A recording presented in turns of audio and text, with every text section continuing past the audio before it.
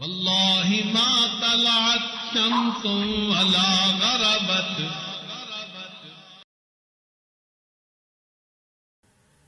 اب حضرت کی یہ عادت تھی کہ جب حضرت کے پاس کوئی بندہ ہدیہ لے کے آتا تھا تو حضرت دیکھتے تھے کہ یہ عاجزی سے دے رہا ہے، خوشی سے دے رہا ہے، یا احسان جتلا کے دے رہا ہے. کئی مرتبہ انسان ہدیہ بھی دیتا ہے لیکن احسان جتلا کے دیتا ہے. جو احسان جتلا کے دے رہا ہوتا اس کا ہدیہ قبول نہیں کرتے تھے کہ مجھے ذلیل سمجھ کے ہدیہ دے رہے ہیں. ہاں اگر کوئی سنت کی نیت سے ہدیہ دے رہا ہوتا تو اس کو قبول فرما لیتے. ایک مرتبہ ایک شخص حضرت کے پاس ہدیہ لے کے آیا.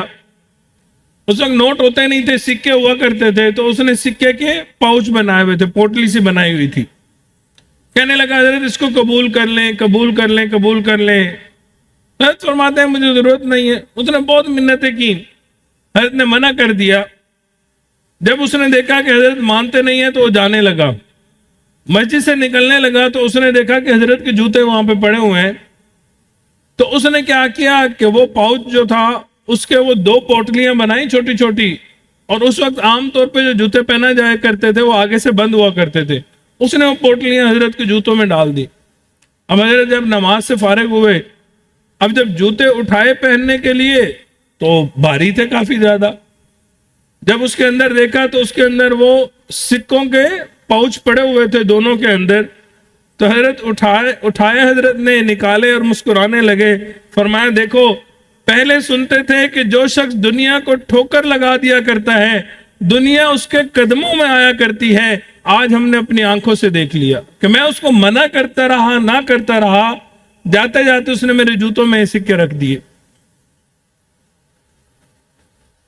اور یہ ایک واقعہ نہیں ہے. ہم اگر اپنے علماء مشائخ کی زندگی اٹھاریں تو دسیوں واقعات ہمیں ایسے مل جائیں گے. ایک اور واقعہ سنا کے بات کو آگے بڑھاتا ہوں. حضرت دستانوی رحمت اللہ علیہ کو اس زمانے میں ان کا ایک مرید تھا. اس نے 1 لاکھ روپے کا منی آرڈر بھیجا اور ساتھ اپنا ایک خط بھیجا. حضرت نے اس کا خط پڑھا تو اس میں حضرت کو لگا کہ جیسے وہ احسان جتلا رہا ہو. حضرت نے وہ منی آرڈر واپس بھجوا دیا. جب اس کو منی آرڈر واپس ملا تو پریشان ہوا. اس کو توقع ہی نہیں تھی کہ 1 لاکھ روپے کا منی آرڈر بھیج رہا ہوں، وہ یہ واپس کر دیں گے. اس نے حضرت کو ایک شکوے والا خط لکھا کہ حضرت میں نے آپ کو اتنے پیسے بھیجے تھے، آپ نے قبول ہی نہیں کیے.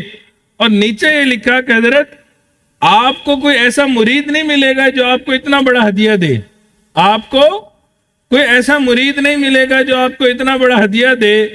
حضرت نے اسی خط کے پیچھے چھوٹا سا ایک فقرہ لکھا اور فرمایا آپ کو کوئی ایسا پیر بھی نہیں ملے گا جو 1 لاکھ کے منی آرڈر کو ٹھوکر لگا دے.